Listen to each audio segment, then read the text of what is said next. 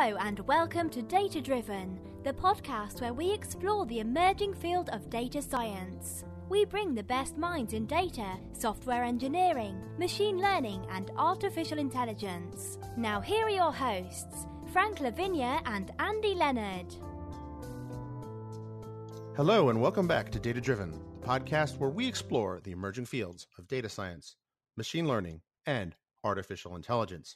If you like to think of data as the new oil, then you can consider us Car Talk, because we focus on where the rubber meets the virtual road.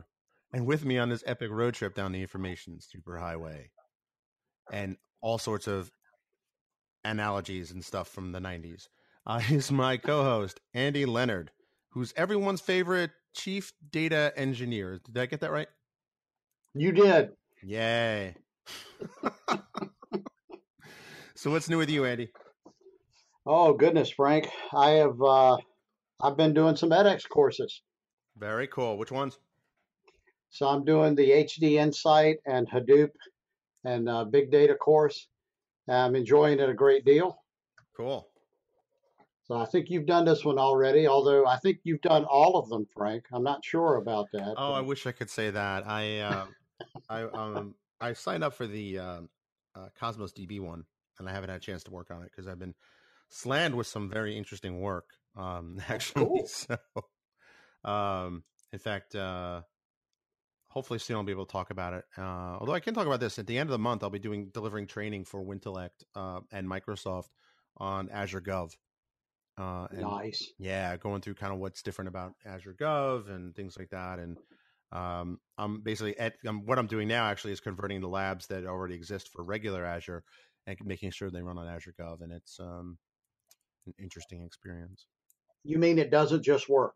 It does not just work. Azure Gov, for those of you who don't know, basically it's a lockdown version of Azure for public sector entities in the United States. And in order to comply with various federal IT and government IT regulations, certain features have to be turned off. FedRAMP is one of them. There's a ton of them. And so it's interesting how some things are there and not there, or some things are kind of there, but they have to be scripted. So that's been an interesting learning experience. So I'm exercising quite a bit of self-control. I'm not making any NSA jokes. Dude, they could probably read your mind at this point. My data integration NSA joke is I need an SSIS connection manager for NSA data, the source and destination. Really, I just need the source. They've already got all the data I could possibly ever send them. That's funny. So much for the self-control. Yeah, sometimes, it's the holidays, right? Save It yourself is. control for other things. So true. So speaking of probing brains, I met our current guest at a Microsoft offsite where she had just started as a technology evangelist herself. And somehow we were talking about, I don't know how it came up, but it was left brain, right brain stuff. And she's like, oh, no, some of that's not true. And I'm like, oh, really? And she's like, yeah, because when I would wire people's brains up and study how I forget exactly what it was, so we'll ask her. So I'm like, whoa. So wait, you study people's brains? So I'd like to welcome Amanda Lange to the show. How you doing, Amanda? Hi, I'm doing great. Thank you. Hey, no problem. So Amanda Lange is a technology evangelist for Microsoft in the Philadelphia area.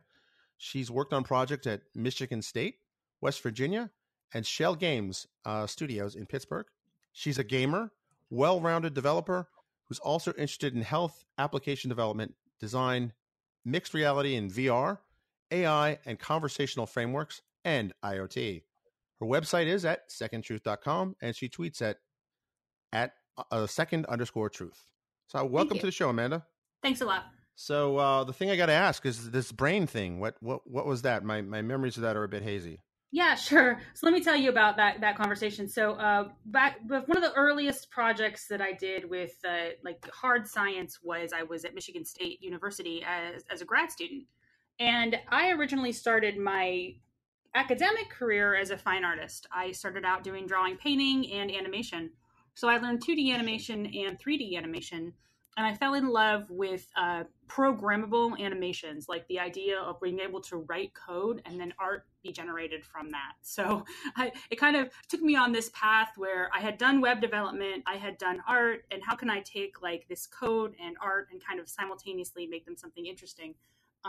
And I also have always had a big love of video games. So I decided to pursue my grad work in digital media, where I could study games, both from like a how do I develop games perspective, and also from a like how do I learn about the psychology of games perspective. And so a lot of my career and sometimes hobbies have just been around trying to figure out how people interact with video games and how we can use that to make video games better, how we can use that to make people better. Like, is there a way to take video games and improve people's health, improve people's attitudes toward life?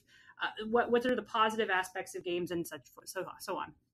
So at Michigan State, I was working with a group called the Mind Lab, and I got to do a lot of really fun experiments. And some of the experiments they did at the Mind Lab were they would attach people to, they did various types of brain scanning. I worked with the EEG, which is the kind that you put on your head. It's like a cap, and there's like little suction cups, or at least there was at the time. And you kind of had to like gel people's heads up so that they would get a good read on their head, and it worked better if they didn't have a lot of hair. But well, wait a minute. I think I've seen this before. Isn't this in Back to the Future when Marty knocks on the door? Yeah. Is that the same thing? Better EEG devices now. We also work with the GSR, which you may have heard of, the galvanic skin response. Now you might have a bracelet that does that, like a Fitbit does that now. But it was a bigger deal back then to do a GSR. You'd have to like hook up a probe to somebody's wrist. And what that actually measures is the pores on your skin. How open or closed are they? And it's a typical measure of like psychological arousal. Interesting. And, so that's how the Fitbit or the Apple Watch knows when you're asleep. Yes, it knows when you're asleep. It knows when you're sweating, because it's your open pores. And I was really interested in using both of those apparatus, both the GSR and the EEG, to determine how horror games scare people. So I did a little homework project about scanning people's brains to see whether or not they were scared under certain conditions using games. And it was one of my very first like scientific papers. So I never like got it published, but it was literally my homework. Like my homework was to crunch this data about these people are playing this game, and are they scared? Are they not scared? What parts are the scariest? That kind of thing. So that was just a fun project that I did for fun, and it taught me a lot about like how to determine when people are excited and how to determine when people's brains are activated in certain ways or another. And what I learned very quickly is that a lot of the studies about the brain scans, and they also did some of these at the Mind Lab in regard to like violence, for example, when people are aroused about violence in the games, because you always see these studies like, oh, games make gamers more violent, and how can we measure that? So one of the studies they did, not at the Mind Lab at Michigan State, but at a German lab, was measuring brain waves to see like what parts of your brain light up when you shoot a guy in a game and stuff like that. So, yeah. So what they discovered there was the effect is very short term. Like it lights up fast and fades typically. But a lot of times when you read these sort of pop sci interpretations of brain studies, you've got to be very careful with how you interpret that result, because an activated brain section doesn't necessarily mean that there's a correlation, or it does mean there's a correlation, but it doesn't necessarily mean there's a causation. Like it, you know what I mean? There's a whole correlation causation kind of aspect. It doesn't necessarily mean that like that is the same as stimulus. It just means that that part of the brain lit up, and we have to figure out how to interpret that as scientists. So, you know. So it sounds like you were doing data science before it was called data science. A little bit. I mean, you get a lot of data from an EEG scan, and you got to just look at when the numbers go up, when the numbers go down. And what they were measuring things are like alpha brainwaves, beta brainwaves. And I don't want to tell you the difference now because it's been so long since I did it, but there's different brainwaves that mean different things. So, you know, you might have a brainwave that means you're sleeping, and you may have a brainwave that means you're aroused. Aroused meaning a measurement of how excited you are in general, you know, not necessarily like aroused in the family, not a family show way. Yeah, I wasn't going to go there. That's a term used for like engagement, like how excited are you? and that's used a lot in brain science. Interesting. So then you got into working at a game studio. Mm-hmm. How much were you able to apply in an actual commercial product from that? I mean, is this something that's used a lot? Because one of the things I heard was, I don't remember if it was the people that make Candy Crush or kind of Farmville games, although not the Farmville Andy's familiar with. So here's a fun fact, Amanda. Andy lives in Farmville. Oh, it lives in Farmville. Oh, okay, but not in the farm. But not the game. Yes. I guess I can speak more broadly and more generally, because this is another thing that I was very interested in researching. I worked on some free-to-play games during my time as a game developer. And the free-to-play games are very interesting because they really do rely a lot on player psychology. And you almost were experimenting with a live data set of players as to, like, you don't want to call it experimenting, because these are obviously, like, you're trying to figure out what works and what both excites people and what keeps them playing. But at the same time, like, how do you keep your business afloat? So if I speak, like, more generally about Farmville, for example, and Zynga, during their heyday, they were an extremely data-driven company. They would A/B test absolutely every aspect of every game design. Like, does a purple hat sell more than a blue hat? And we'll A/B test. And show some players a purple hat and some players a blue hat. And does one sell more than the other? And if so, we'll sell more of whatever hat. So you see that today in games like the ones that Blizzard makes, for example. Like, I play a lot of Overwatch. And that's a very data-driven. They take a lot of feedback. They look at what people are doing. And games generate so much data. There's so much information that you can crunch. And at the end of the day, you want to create a great play experience, and you also want to figure out how to monetize your game. So there's kind of you have to figure out how to make those two things work together. And a lot of companies that do either free-to-play or games as a service are really using that data to drive that. Interesting. So what exactly is games as a service? Well, games as a service is kind of the idea that you maybe we'll sell a game for a small price up front, or you'll give it away for free.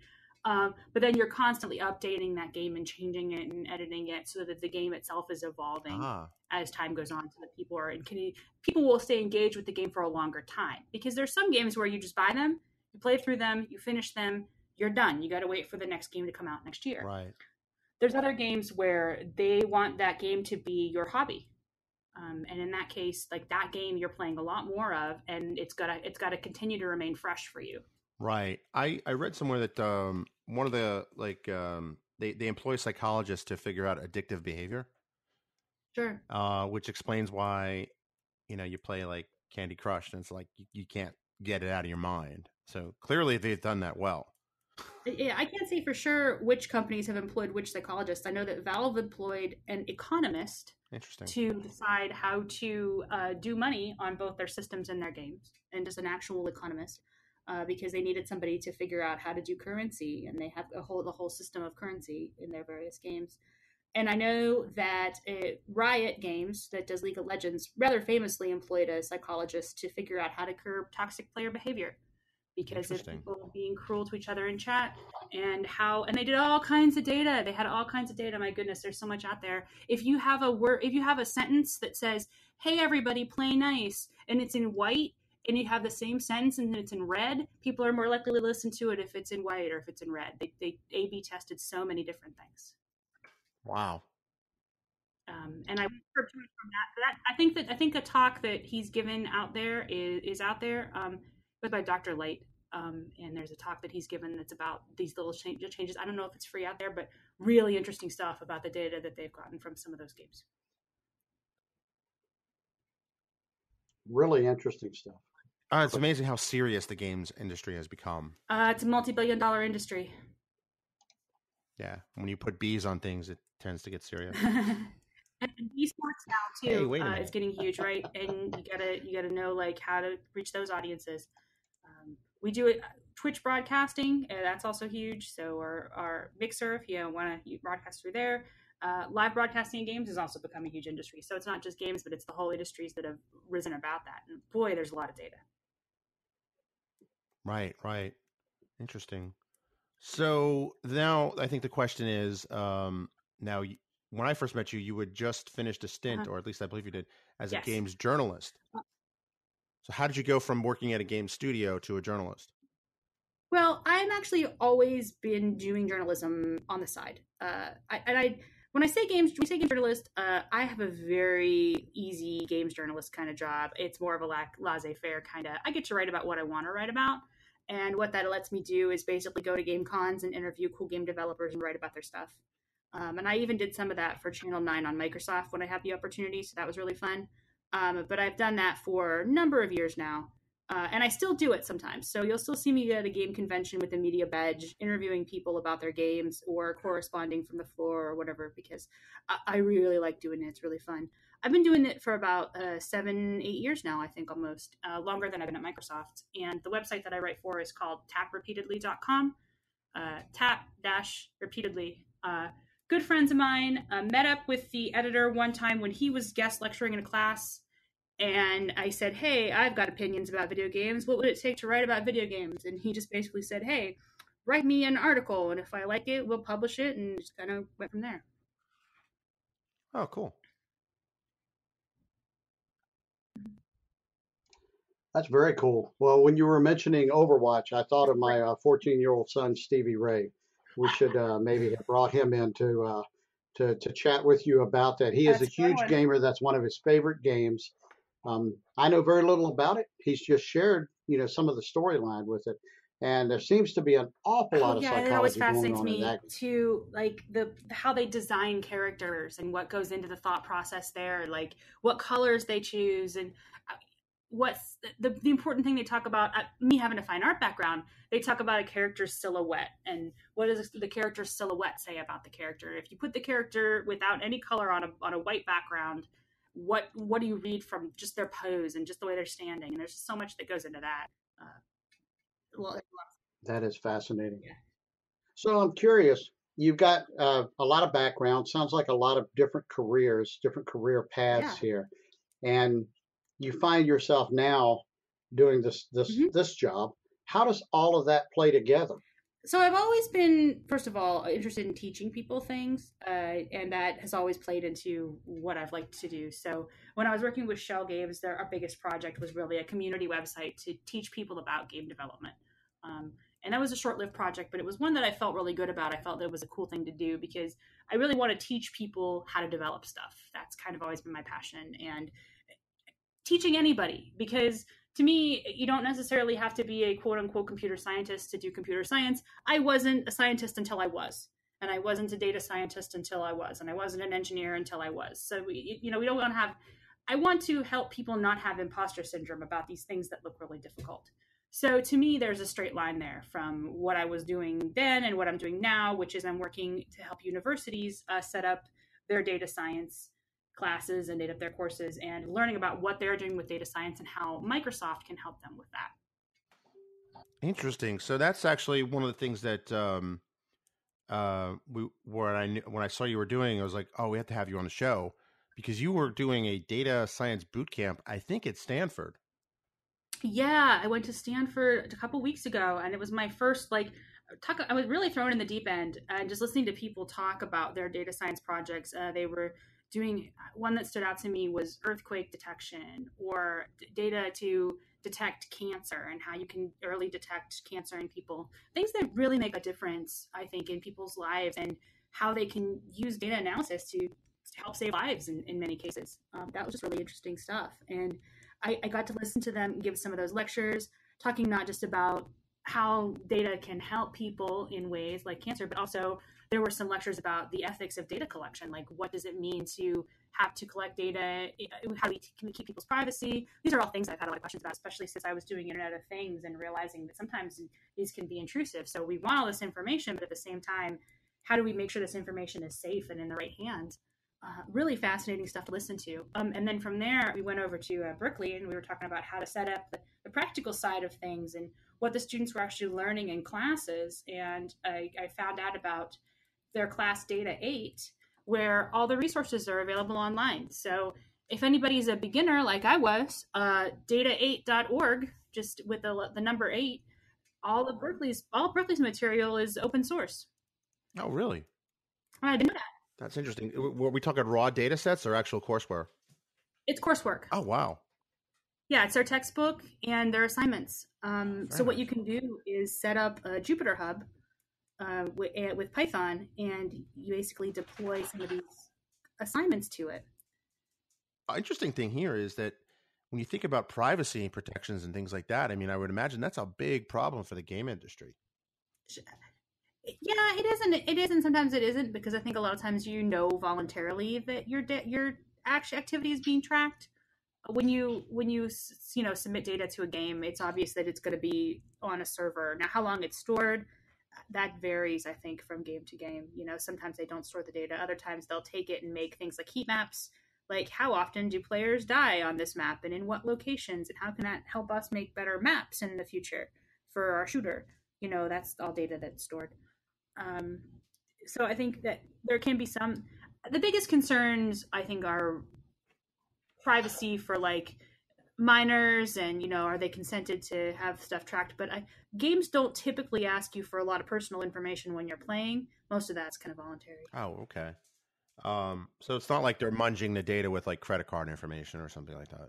Yeah, I was about to say, like, any free-to-play game where they store credit card information, that's a different story, right? Okay. You want that information is kept safe and secure. Whether there's a payment process involved, yeah, that's definitely an issue. Yeah, especially you want to keep your kids busy. You don't want to drop money on a game. You as a parent, I hate to admit, but I have used the iPad to buy me some time and some silence. Sometimes I have a blind spot to that because I am an adult gamer and I don't necessarily always think about the needs of privacy of children. But I know that is really important for parents, especially to make sure that kids don't click on the wrong thing and accidentally spend $1,000 on Smurf berries or whatever the over the course. So that is a real possibility. Yeah. Absolutely. Well, what's your advice for people that are interested in getting started in data science? You made some very interesting statements earlier about how you weren't a data scientist until you became one. If someone's out there listening to this and they're thinking, I want to be a data scientist, what can that listener do? I think this Data 8 worksheet is so great. It starts from the very beginning, assuming nothing. And that was really what I needed. Like, oh man, if you have no idea, this has computational inferential, the foundations of data science. And you can start reading and learn, like, what even is data science and why would I care? Another thing that I would suggest is to think about what kind of data sets are interesting to you. Like, sometimes just staring at raw numbers is super boring. And sometimes the sample, like, you can take a machine learning sample and run it and look at it and be like, yeah, but I don't care. Like, maybe I personally don't care about like how you calculate a car price or something like that. Like, okay, that's not really what my hobby is. I'm not much of a car person. But I really care about how you calculate a virtual car price. I don't know why, but just all of a sudden, wow, now I'm interested. Like, how do people are spending money on imaginary spaceships? Why? How? Oh, interesting. Like, so, for some reason, that just lights me up more. So then all of a sudden I'm hooked and I want to know more. So think about what problem, I guess, that would be fascinating to you to look at. And I really can't recommend the Berkeley resources enough, just because that was kind of how I got started understanding some of these very ground level processes. Oh, that's good to know. Well, definitely I put that in the show notes. So we've been kind of dancing around this question now is, how did you find your way into data? Did you find data or did data find you? Well, when I look back at a lot of the things I've done in my career, I think there's always been an aspect of data in a lot of the things that I've done, but maybe I just didn't call it that. I mean, like you said, like, I was crunching information from EEG and I didn't really think of myself as a data scientist or even a scientist. I was just somebody who was really interested in horror games and I wanted to know how they worked from a psychological perspective. Most recently, it's definitely like hey, we really would like for you to learn this stuff because this is the next big thing. So partially like, I got to learn some stuff I didn't know before.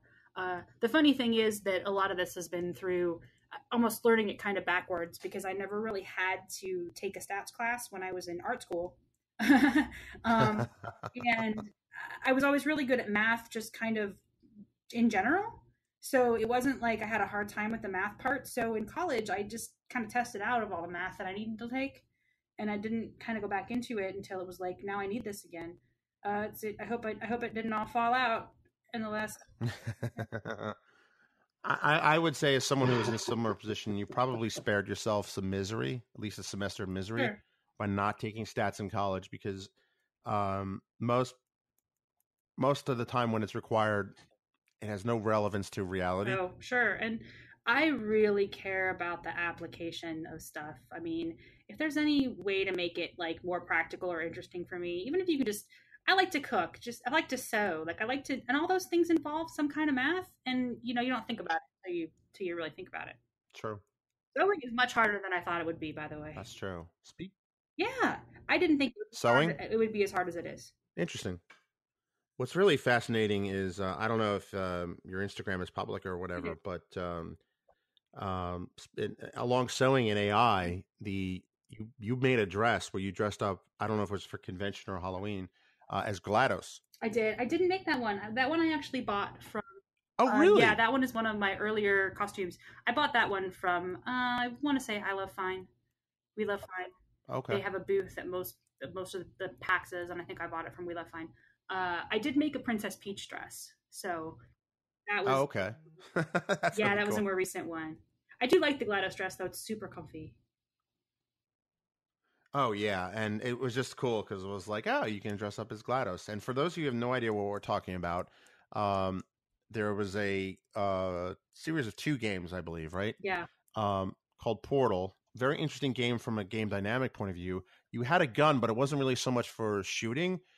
You basically created portals in time, not in time, in space, and you can solve all kinds of puzzles in a different way if you created a wormhole kind of.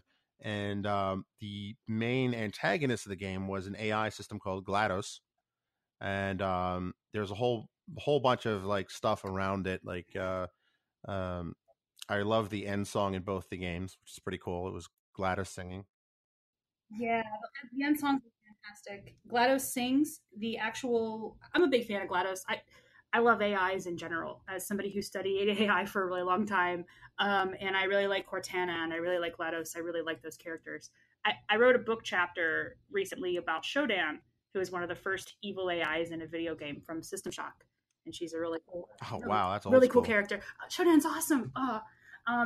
GLaDOS is awesome. So I got a chance to meet the voice actress for GLaDOS and got her really? posters of GLaDOS. Yeah, like I'm kind of a nerd for that character. So yeah. He's a trained opera singer. Things. He's a trained opera singer. So that's things. Really? Yeah.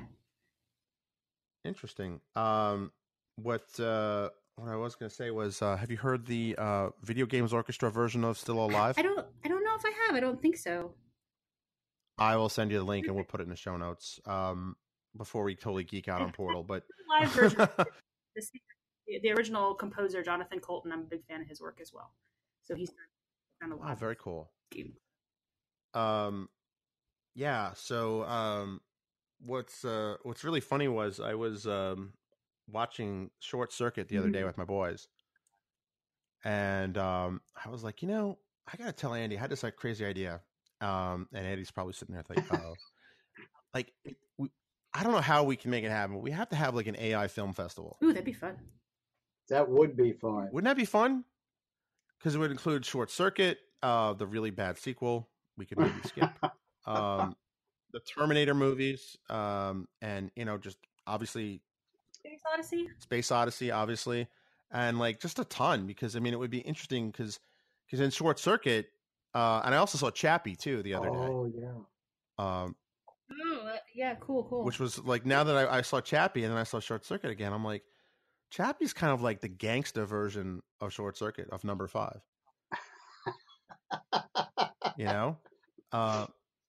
That's accurate. The new Blade Runner has AI stuff in it too. I don't want to spoiler it, but there's some interesting stuff in that. The new Blade Runner movie? Oh, I can imagine. Yeah, I haven't seen it, so please don't spoil it. But, but I mean, I think there's an interesting. I don't know. It's just interesting how AI has existed in our culture for so long, and it's interesting you say that you were probably you were kind of dancing around and working with game AI for quite some time. Now you're actually in the middle of like, oh, I could actually create my own Cortana. Yeah, Cortana, I just love her. I like the use of it like practically, but I also just love that it's Cortana. It kind of just makes me geek out a little bit. Yeah, for sure. It also makes me set up meetings and do all kinds of things. So. Cool. So what is your favorite part of your current gig? My favorite part of my current gig is, well, let me think about that for a second. I think probably what I like is that I'm always getting the opportunity to touch brand new technology, kind of even sometimes before it's cooked. So I really get the cutting edge stuff, and I like the pace of that. Like, I like to try out new things. I like to learn new skills. I like when I can apply my own skills in surprising ways. And I think kind of being first in line for some of this stuff is what's really exciting about that. Cool. And that's sometimes when you get cut on the cutting edge. Mm-hmm. you learn the best lessons of all. So that's interesting. Well, I'm working with like containers deployments now, and all this technology is super new. This is stuff that maybe in some cases have only existed for a couple of weeks. And it's sort of like, I never thought I'd be doing this, but here I am. That's really cool. We have a series of Complete This Sentence. There's one, when I'm not working, I enjoy blank.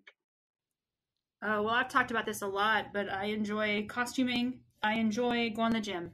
I did bench pressing today. I never thought I'd become a workout freak, but funny thing, when I started tracking data, I discovered that it's really fun to watch those numbers go up. So I can relate. So you can brag. You can brag if you'd like. What are you up to?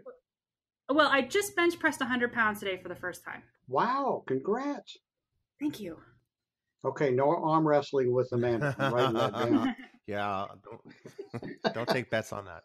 Or do, because you know the outcome.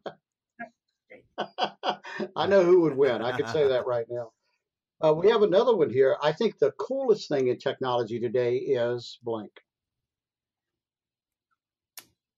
I think the coolest thing in technology today is the pace that you can share things with. In particular, the idea that you can sort of live broadcast even your coding and immediately get feedback on that is very cool. Communities that people have built up around technology are all over the world now. And being able to instantly talk to people throughout the world and see what they're working on or what you're working on, it can be intimidating because people are so amazing and so incredible. But it also is great because you can get inspired. That's true. I mean, we live in an age where you can learn anything anywhere as long as you have an internet connection. Right. I mean, I wouldn't be able to just download a textbook at random and then quickly send my friend a link to that textbook and say, hey, check this out, if we didn't have all the connectivity that we have today. So here's another complete the sentence. I look forward to the day when I can use technology to blank. I look forward to the day when I can use technology to make travel even easier than it is, because a lot of what I do involves going to different places. Yeah. And I would love to have that more automated. I think technology has helped me out in a lot of ways there, because with being able to take podcasts on the go and books on the go and anything that I can kind of do on the go. But I'm really looking forward to self-driving cars.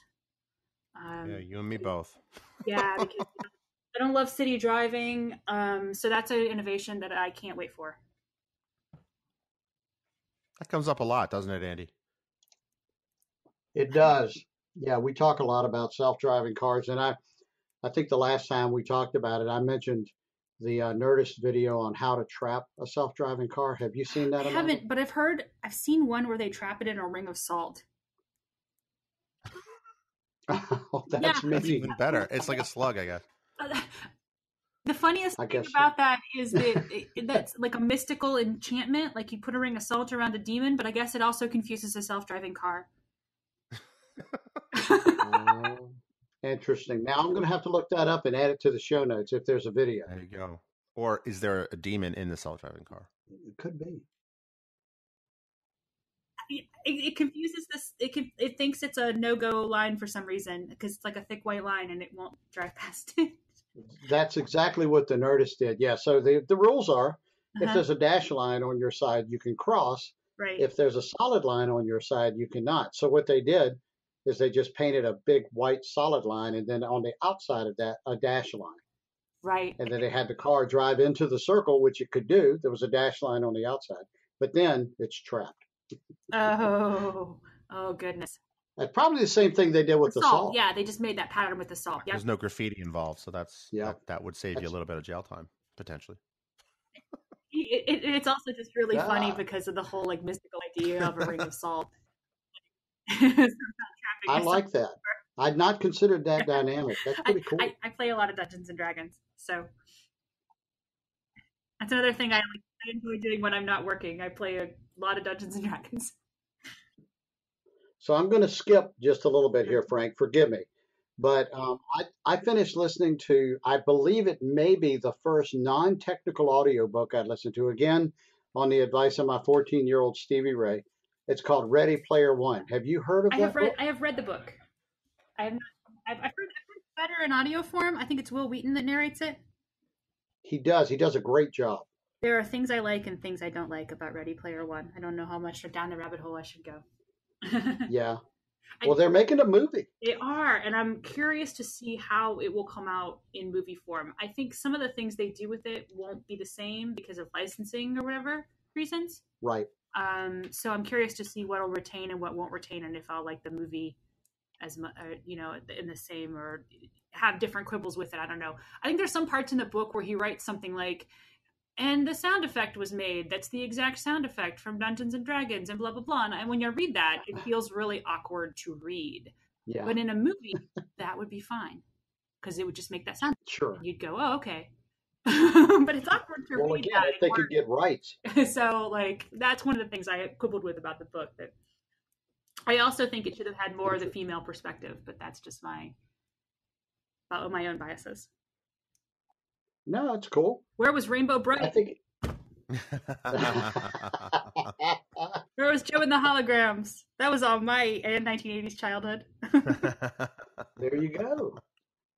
There you go. So we have one. I'm sorry. Say that one more time. What if I ever wrote my own version? There you go. There you go. Well, you could beat Ready Player One by going to Player Zero. Oh. Yes. There you go. Of course, it's a little bit of a disconnect, I guess, but still, it could be a prequel. I listen to mostly fiction when it comes to podcasts and stuff lately. I think just because it gives me a little bit of a brain break. I really got hooked on The Adventure Zone, which is a podcast where people are playing Dungeons and Dragons, and they go through their game.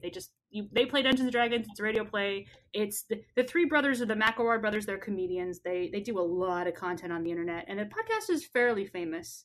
Like, I see people dressed up as the characters at conventions sometimes. Oh, wow. It's the three brothers and their dad, and they're funny. They're a hoot. That has been going on for a few years, and I got caught up listening to that. So I'm almost caught up to the current episode because I was going through the backlogs, and I just download 4 or 5 of them and listen to them when I'm on a flight or something. And I'm trying to listen to more podcasts about D&D. There's a couple out there that are just how to write a better game for your Dungeons and Dragons players, and GM tips and stuff like that. They're YouTube videos, but I'll just put them on repeat and listen to them in my background. And that's the stuff done by Geek and Sundry as well.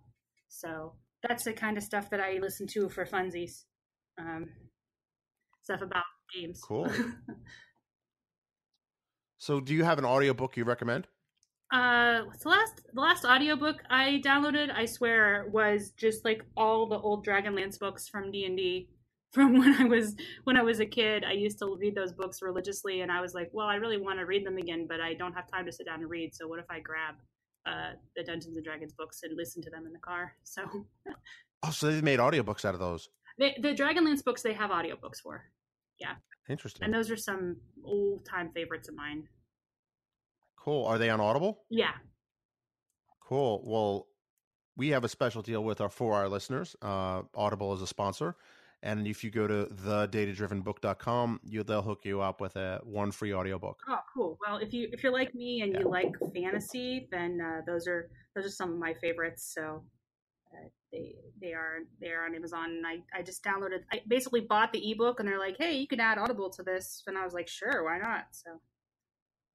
Oh, that's pretty cool. I love how the Amazon does like the double deal of like, for $1 more or $2 more.